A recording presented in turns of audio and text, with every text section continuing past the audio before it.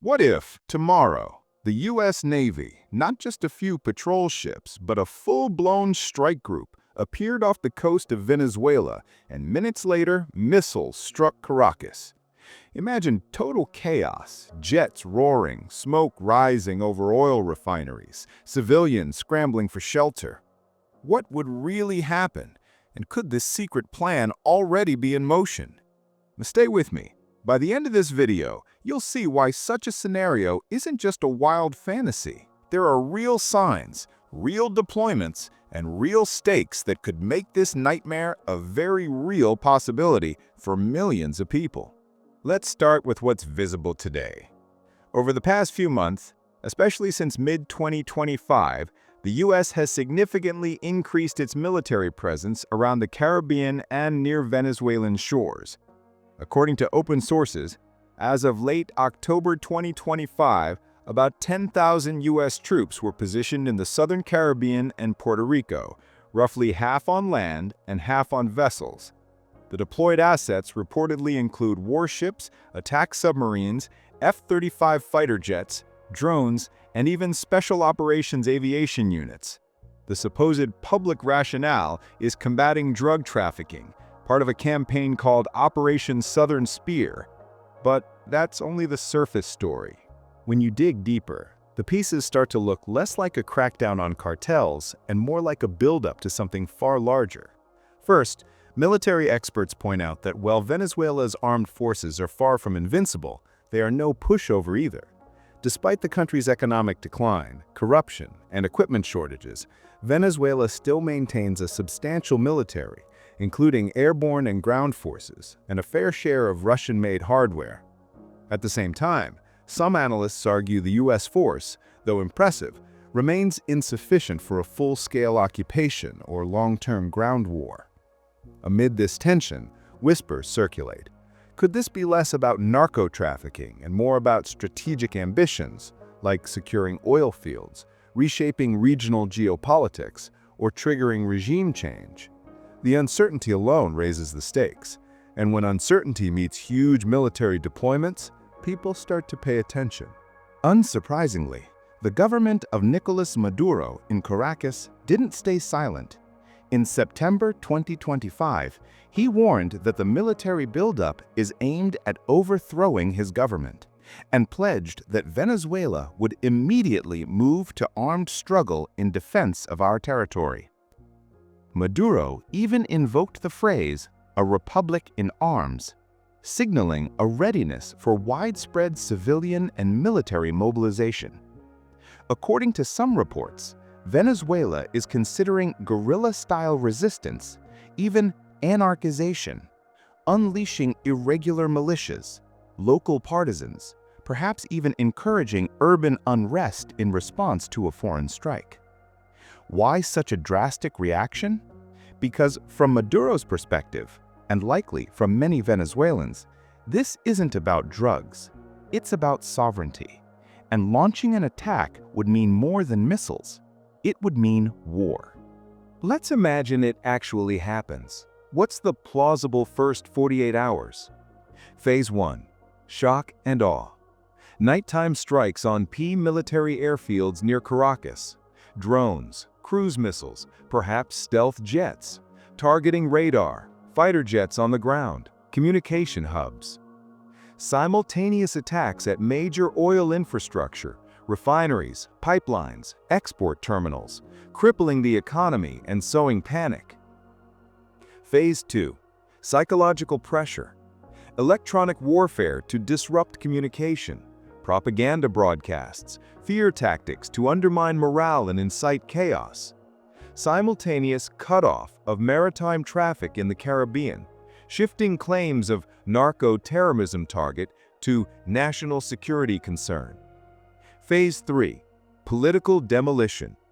Targeted elimination or capture of top government officials, supply chain sabotage, blackouts, instability. Declaration of regime change, perhaps using proxy opposition groups, claiming legitimacy and pressuring external actors to endorse a new government. It would be swift, sharp, And if done right, it might avoid a drawn-out war. But the fallout? Catastrophic. Even if the initial strike achieves its objectives, it's the aftermath that terrifies experts. Humanitarian catastrophe, millions displaced internally, perhaps even waves of refugees trying to flee to neighboring countries as infrastructure collapses and social order deteriorates. Oil shock. Venezuela remains a country with one of the largest proven oil reserves globally. Disruptions alone could send global energy prices soaring, jolting markets, economies, and perhaps triggering a broader crisis. Many analysts argue that one of the underlying motivations for aggressive U.S. posture is control or influence over Venezuelan oil. Regional destabilization. Neighboring countries, especially those with fragile economies or their own political tensions, could be overwhelmed by refugee flows, instability, and potential spillover violence. What starts as a targeted strike could spark a chain reaction across Latin America. Great power reactions, support networks for Venezuela from other global actors, or geopolitical shifts. The world might be forced to realign diplomatically, economically, and militarily. But it's not a guaranteed win. There are huge risks for anyone who attempts this. Resistance is unpredictable. While Venezuela's military may be fragmented and underfunded, a surge of patriotic fervor plus local militias and irregular tactics could turn it into a quagmire. Guerrilla war in jungles, urban uprisings, sabotage, and long-term insurgency would be disasters for an occupying force. Global condemnation and diplomatic fallout. Even if framed as anti-narcotic, an overt attack on a sovereign nation under disputed pretexts would be seen as illegal aggression, triggering sanctions, international backlash, breakdowns in alliances. Economic blowback, including for the aggressor. Oil markets are volatile. An attack could disrupt supply, provoke rethink among allies, and even damage U.S. economic interests that depend on stable global markets. Moral and humanitarian costs. Civilian casualties, refugee flows, widespread suffering. Once unleashed, it's not just a swift operation, it's a human tragedy. In short, even for a superpower, the stakes are enormous and the margin for error is almost non-existent. Let's be real. Analysts are divided. Some believe the risk of full-scale intervention remains low, pointing out that current U.S. forces in the region are technically insufficient for prolonged occupation. Others argue that we may have already passed a point of no return. The trends, military buildup, political pressure, economic interest, all point toward escalation unless some diplomatic breakthrough occurs.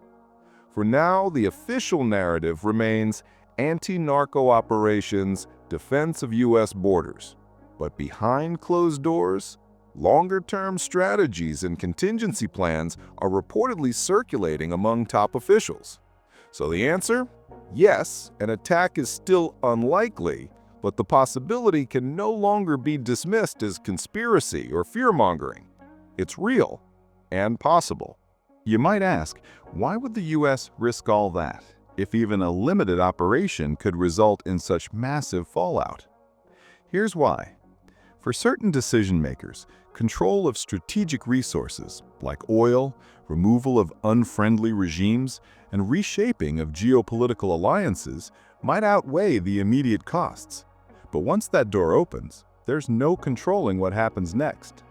Venezuela, already suffering from economic collapse, mass migration, social turmoil, could become a war zone for its citizens, for the region, for the world.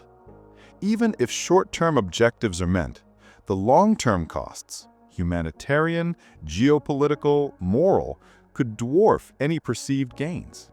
In other words, nobody really wins. So what if the U.S. attacks Venezuela tomorrow? You already know the stakes, the military buildup, the political context, the warning from Caracas, the potential fallout. But here's the hardest truth. The world could see a crisis that reshapes Latin America and possibly global geopolitics for decades. And most people won't see it coming. Because when explosions light up the night sky over Caracas or tanks roll through once quiet streets, it will be too late for headlines and commentary. The real stories will be about people's lives, families torn apart, refugees fleeing, economies shattered, alliances redrawn. That's not drama. That's the gravity of geopolitics when it becomes war. If you take anything from this, watch for the signals. New deployments of warships, increase in F-35 flights near the Caribbean, official U.S. statements shifting from drug war rhetoric to national security, regime change narratives.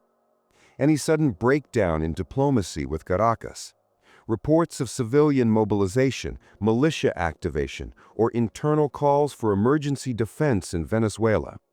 If you see those, the scenario moves from theory to possible reality. But even if it never happens, this story still matters. It forces us to confront the real costs of power, geopolitics, and resource wars, and to ask ourselves, is the potential gain worth the risk of widespread suffering? Because once a country becomes a battlefield, there are no winners, only survivors. If this video made you think differently about what's happening in Venezuela, hit like, share with someone curious about global politics, and don't forget to subscribe and ring the bell so you don't miss the next deep dive on international crises that matter. Let's talk. In the comments, do you think the US will strike? Or is it all bluff? Maybe you see other red flags. Tell me below. Until next time, stay aware, stay curious.